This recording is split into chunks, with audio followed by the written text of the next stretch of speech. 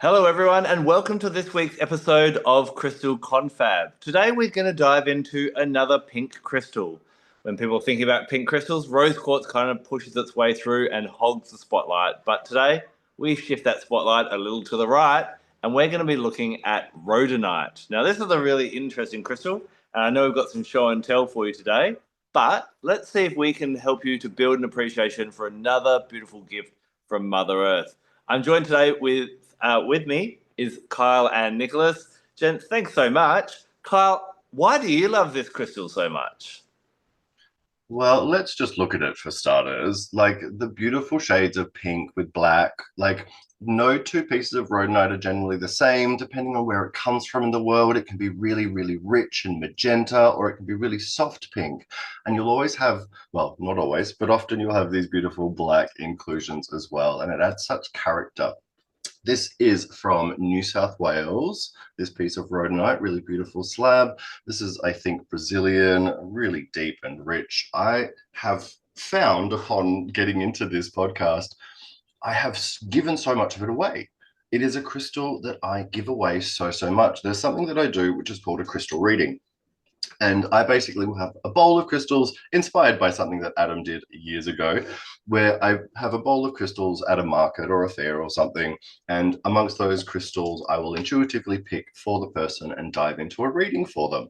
And there are so many people that I meet when they're at a stage in life when they are going through changes and transformations and needing to love themselves, needing to focus on themselves, needing to bring that appreciation to self in. For me, rhodonite helps you to love yourself, appreciate yourself. It helps you to know your gifts so you can bring them into any situation, and it helps you to get rid of the I can't, or it helps you to worry about what you actually can't do or what you can't bring to situations. I find it really great to help you to know your skill level so you don't overextend yourself in things that you don't need to, because there are other people that can do it, right? I find rhodonite allows you to fit in. And it's not about a fitting in thing. It's allowing you to fit in wherever you are meant to be. It allows you to charm your way into situations. It allows you to hold space and take up space and know that you deserve to take up this space. It gives that connection to I can, I will. Why can't I? I find it really encouraging. I find it protective. I find it supportive. And that's why I think I've given so much of it away to these people in their readings, whether they're going through job change, relationship change, personal shifts, whether it's divorcing, whether it's death and rebirth. Rhodonite seems to come up again and again and again. And I think that it speaks to its energy, it speaks to its ability, it speaks to its strength of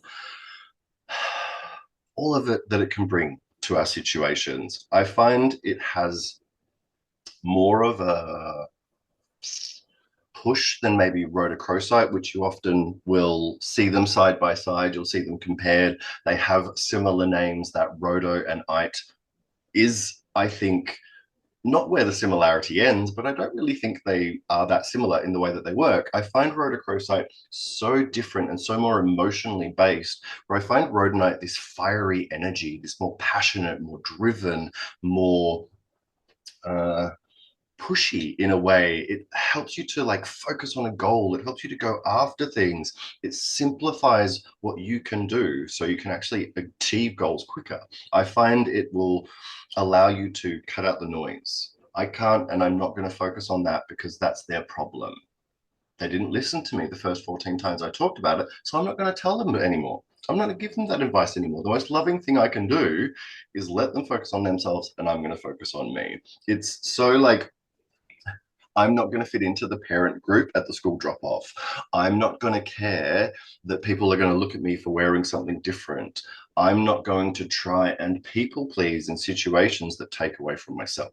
There are many layers to how rhodonite can work, and I think it can bring that self-confidence and self-love in on so many beautiful, beautiful levels. And I think there is someone else here that has a really deep appreciation for rhodonite that can show us some really amazing pieces, but also a depth of appreciation for a mineral that I think Adam and I maybe don't for this specific one. So that's me. I'm the guilty party, aren't I? Um, I want to start just with a little bit of backstory. I never intended to like rhodonite. Not that I had anything against it. Pink has never been my color. I'm actually quite colorblind, so something's got to be really saturated pink for me to even just take notice of it. Reds, pinks, they're just not something I'm naturally drawn to.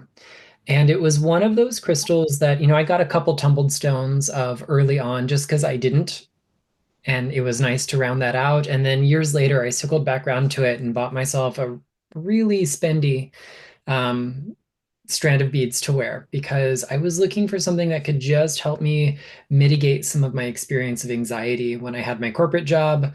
Um, and it seemed to check off all of the boxes. And so I wore it often. And it became like an extension of me. It really did feel second nature to wear this stone. I felt more at ease, more grounded, less likely to, we'll say, spiral in my head. Not that those things didn't happen, just I felt more in control. I felt more like I wasn't kind of losing it. And there was one particular instance where I didn't realize how much rhodonite was working for me until I had to remove it. So it was Leap Day 2012, February 29th, 2012. I will remember the day for the end of time because I, at the time, rode a motorcycle and got hit by a car. And so when it was finally time to like take some x-rays, I had to take my jewelry off. I was wearing a strand, this very strand of rhodonite, and some amethyst. And the moment I had to hand them over to the X-ray tech, and I sat there, just laying, waiting for the machine to work its magic, my heart rate started to quicken, my blood pressure, I could feel it rising, my breathing got shallower. And like, there's nothing about an X-ray that is scary to me. There's nothing different about this room than any other room that I'd been in. And like I'd just been so remarkably lucid the whole time from the ambulance. I called my boss in corporate America to make arrangements for her to take care of my PTO while I was going to be out for an indeterminate amount of time. Like I'm just so shockingly stable when I'm a fairly tightly wound person. And then handing the stone away, this anxiety crept in that I hadn't had a chance to experience all night. And as soon as the tech handed me my beads back, things started to relax. And I thought, oh, yeah, this thing that I like tell people about, it actually works. It works for me too. Sometimes we need the really big reminders. And ever since, I've just grown to appreciate the stone so incredibly deeply. And I love how much character every piece has. No two are the same. I've got like a bunch lined up in front of me. I won't play show and tell with them all, but we see a lot of this material from Madagascar that has these like manganese oxides and like manganese nesosilicates like tephroite. In there, I've got some big blocky crystals. Individual crystals of this are pretty uncommon. This comes from Franklin, New Jersey. I've got a little cluster of some like bubblegum pink ones that come from Peru. But like my pride and joy is this deep, deep, deep red transparent piece that comes from Minas Gerais, Brazil. And it just fits perfectly in the palm of my hand. It follows the crease in my palm, and it's just pure magic. So all of that goes to say that I've spent a lot of time reflecting on what makes this stone so magical, and it has become a stone of emotional resilience and transformation for me. On the one hand, it is grounding and fortifying to our emotional body. Manganese minerals often kind of relate to a sense of emotional grounding, a lot of manganese minerals, particularly manganese silicates. I feel a kind of special affinity with the pericardium meridian. That's the envelope around the heart that protects it from outside stuff so it can do its job. And energetically, it's like a protector for our heart chakra so it can do its job as well. A lot of people do associate it with things like anxiety, nervousness, tension, the ups and downs of life, and kind of takes us to this space of achieving some semblance of self-worth over time. And like when I really sit with that, I noticed that there are a few actions that rhodonite engages with. First and foremost, it's like an emotional anchor. If we drop the anchor, whatever strong tide, whatever big wave comes through, still happens. It doesn't make that go away, but you don't get swept out to sea with that feeling, with that emotion, with that event. So there I was, literally picking myself up off the ground after getting hit by a car, and I wasn't getting carried away by all the things that I could have. But the moment I surrendered the beads, my mind just immediately went to that anxious place. Um, the next kind of layer to it is that it is super comforting. So it helps us drop the anchor so we can witness those events without getting lost in the minutia of them. But it is also comforting and fortifying in a way that we just need. There are some days, no matter what the crap is that happens in our lives, you just need a day on the couch with a warm blanket and a mug of tea and your furry creature of choice, right? And I feel like rhodonite is that vibe in crystal form. Some days you just need permission to say, I just need rest. I need space. I need time to regenerate this. And when we allow those two functions to take effect, there's this really subtle magic that happens in the background. So we all have this accretion of beliefs and ideas and behaviors that influences our emotional well-being over time. Rhodonite's primary job is not necessarily taking any of the things out that don't work for us, but it grants a kind of emotional order or efficiency that is really useful. Imagine you come across like a well-worn path of cobblestones. It's, lots of things have come loose and litter's gotten in there, and it's a mess. You're going to trip, you're going to fall. I am not graceful. That's not a great situation for me. What rhodonite does is it doesn't say, well, let's just remove all of the trash. It says, we can settle these things in so they lock together. So we make a stable foundation. You still have to walk across it, but it is so much easier to do.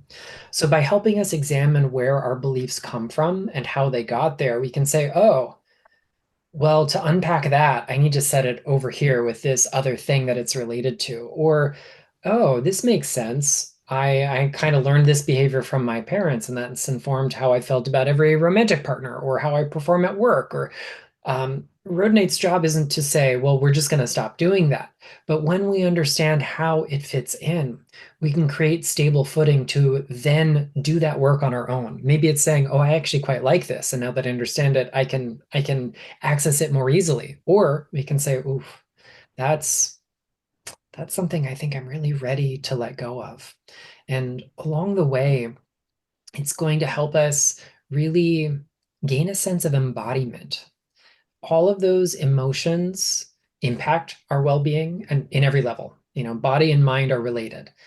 And if we can take notice of how our psychic, as in of or related to the psyche, the soul, but also the mind, when we understand how our psychic health impacts the rest of our health, we can start to make changes.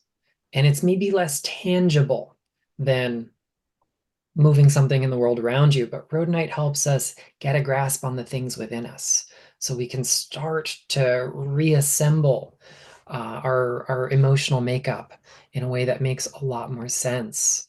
And ultimately, when we do that, when there's less clutter, we have more bandwidth for better communication. We get clearer perception of ourselves and the world around us. We start to have a little bit more grace for all beings, not just ourselves. Hopefully we start there. But we can also go, oh, wow, this person is just a person. At the end of the day, they are just as human as I am. They're just as fallible as I am. And it generates this sense of compassion that is so real and embodied. So I love this stone. I will love it till the end of time, I think. But it was like quite an accident for me to get there. It was very, very much the antithesis of how I prefer to work, which was prescriptive. These things are happening in my life. I'm going to pick a crystal that matches it.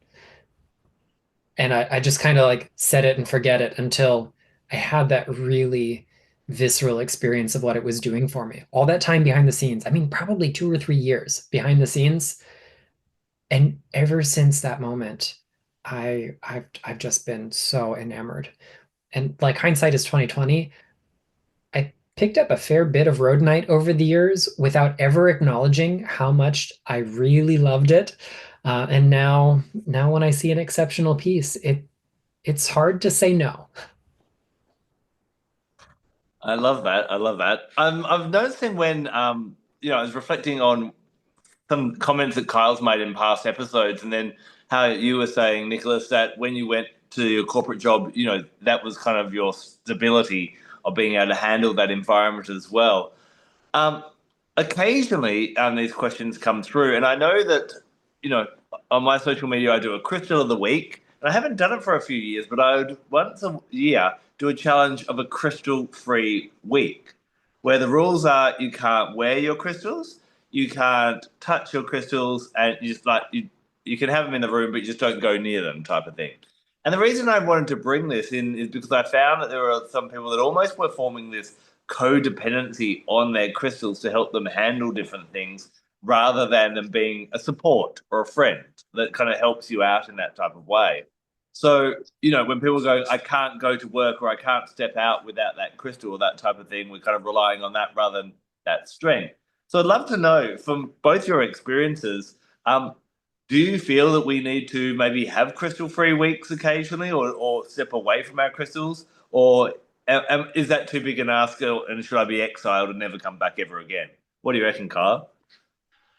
Honestly, I love crystal free time. I think it's really important because I think in any situation, the more you spend any time with anything, the less you're actually aware of your own feelings and connections to things. I think you kind of lose that full awareness, but also you don't see your own healing journey. Like if you don't take that time away, then you can actually see how far you've come. You can see that you're growing. You can see that you've evolved. You're not as anxious as you were. You're not as stressed as you were. Like it actually helps you to see your own progress. For me, like you can see me, I'm a maximalist. I wear lots, but as soon as I finish work, they all come out.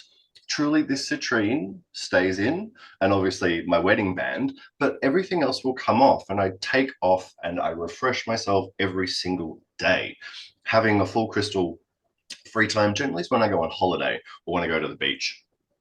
Have that full refresh, give myself that time. And I think it allows you to check in with yourself. It helps you to regulate yourself. And I think that is really, really important.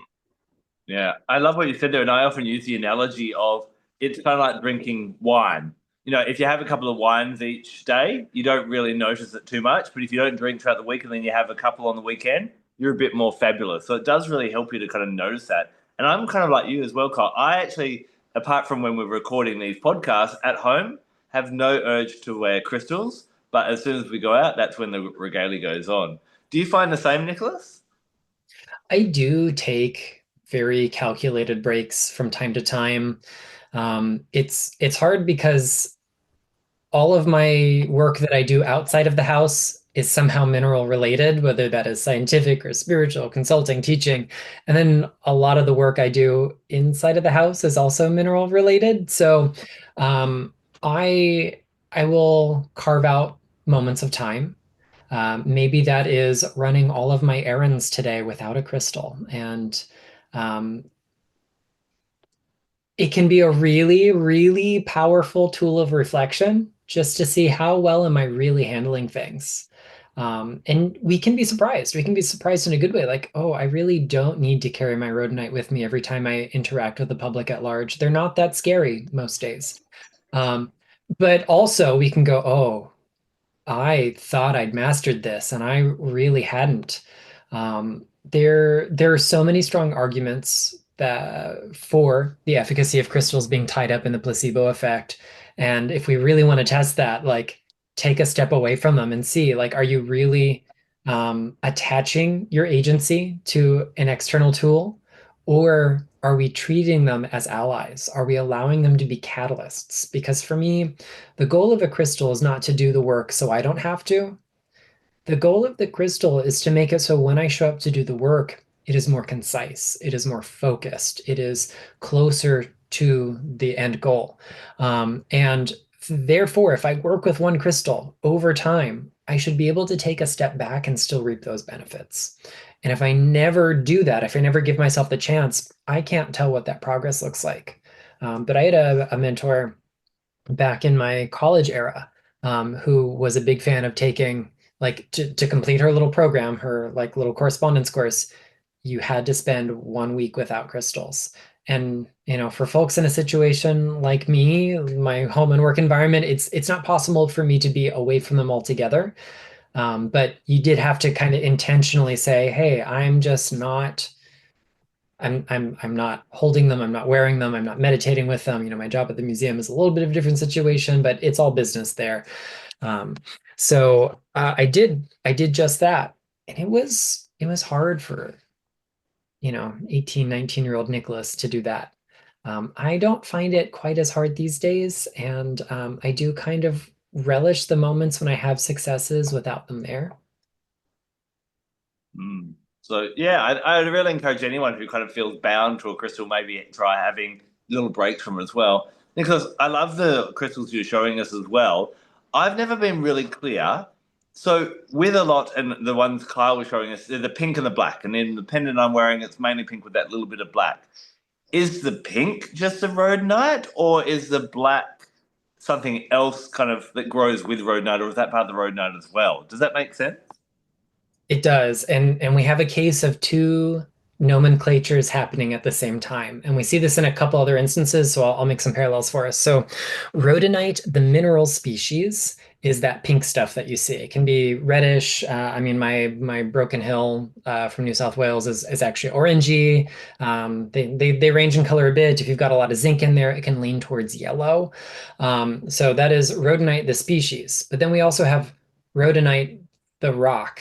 Just like we have charoite, that fibrous purple violet mineral, and we have the charoite rock, which is a metamorphic body that includes lots of other things. We have serpentine, which is a series of minerals, and then we have serpentinite rocks. So we don't go rhodonite-ite rocks, they're just rhodonite rocks.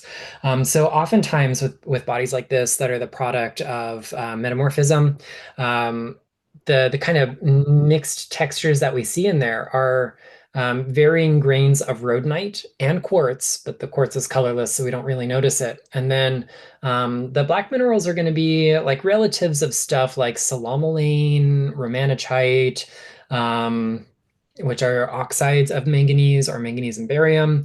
We're going to find tephroite in some of them, which is a nesosilicate. So like this guy up here is from Cornwall. The dark black stuff is a silicate mineral of manganese, but it's an island silicate, so it's a little bit different to the pink stuff. And the fun thing about rhodonite is I spent so much of my time loving it, thinking I knew its chemical formula, and in 2019 it was redefined. So after I'd submitted, final draft of a manuscript to a publisher that listed its chemical formula, yeah, that same year they published new data. And so we often use the simplified chemical formula of manganese silicate, MnSiO3, but it's way more complicated. It's calcium manganese silicate, and sometimes it can be rendered as calcium manganese iron silicate, depending on which part of the spectrum it's in. But it does have small amounts of essential calcium in its structure. So yeah, it's interesting how we get better data. For the sake of argument, though, you can call the whole assembly rhodonite and nobody's going to be mad. Yeah, amazing. And so I was really intrigued when you're saying you give this when you're doing readings. You're gifting a lot of this out. When you're gifting it out, because I'm really always interested in, okay, we've got our crystal. What are we going to do with it? Do you give any guidance on like just here, have it kind of thing, or what's your tips that come along with that? I will always give probably more guidance than you need. As far as tumbled stones, for me, it's about having it on your person, as close to where you are going to receive its energy as possible. So in the pocket, in your bra, in somewhere close to your person, in a pouch, something like that. But quite often, I recommend the like getting into your day meditation with Rhodonite is one of my favorite things. I always say 10 minutes in the morning will achieve so much if you can give yourself that space. With a nice little piece of Rhodonite, remind yourself of how good you are, your confidence, what makes you amazing, the things that build that self-love, self-confidence, and ability to like take on the world. By doing that, you can kind of set that intention for the day, sit with it, have it with you, remind yourself of it if maybe it flags a little bit. I also love it for full moon times. Because of its kind of fiery nature, I always love to work with burning on the full moon, whether it be candles or writing and burning. And I find it a really wonderful ally to like see that stuff ignite and disappear, see that crap go away. I find those manganese heart-based stones all have a power of removal and like purging in the best way possible. And so full moon time is always such a powerful time to do so. So a little tumble stone is all you need to do that. Trust and believe. Like my favorite little piece is this tiny little mushroom. It's the cutest little thing. Transformation, mushrooms, right? I love that. I love that. It's been really interesting listening to you both talk about the energy of it, and this is why I love our confabs, is because Kyle's talking, he finds Rhodonite quite fiery, whereas Nicholas was using words a bit more like it's more grounding, and I'd tend to lean towards Nicholas's aspect of grounding, and I'll expand on that in a moment. But just to remind everyone who's tuning in, is that none of us are right. We're here to have a chat, and you're the extra person who comes in and just has thoughts about it. And we're hoping that we can open up different ways for you to relate to your crystals. Is it fiery? Is it grounding? Is it earthy? It's a pink rock, and it's your relationship with it which will grow and allow you to connect with that energy. But let me talk a little bit more about that grounding. And I find, that this rhodonite kind of contrast. For me, rhodochrosite's got the fiery spark to it. Really great for relationships where maybe, you've been living together for a long time and it's lost that spark. That's where I bring in and want rhodochrosite to bring a bit more of a deeper connection. Where I love rhodonite in relationships, especially romantic ones, but all relationships, is it helps to ground and take some of the fieriness out of it. Now, we've all had these instances in our life where maybe things have got a little bit snappy for a week or two in a relationship. And I know that sometimes to someone who tends to bite their tongue and not say things in the interest of trying to keep the peace, I have lost a frigging plot about a wet towel on the bed. And it wasn't the wet towel on the bed, it was what that meant and the build up and all that type of thing. But if you're finding that you're getting to that in your relationship or that's where you are, Rhodonite's a really good one for helping you to settle that. What I find Rhodonite works really well with is expectations. And whenever there is a conflict in any relationship, regardless of who is right and who is wrong, because we all know you are right, but it's because someone didn't fulfill an expectation that you held. You expected them to hang their wet towel up. You expected them to remember your birthday. You expected them to be home at a certain time, all those different things. And it's really interesting, quite synchronistic, that I was on my bushwalk this morning that I like to go on, and I'm listening to A Course in Miracles at the moment, and they're talking about relationships and the shift of, we often get into relationships going, how can this person complete me and what can they do for me?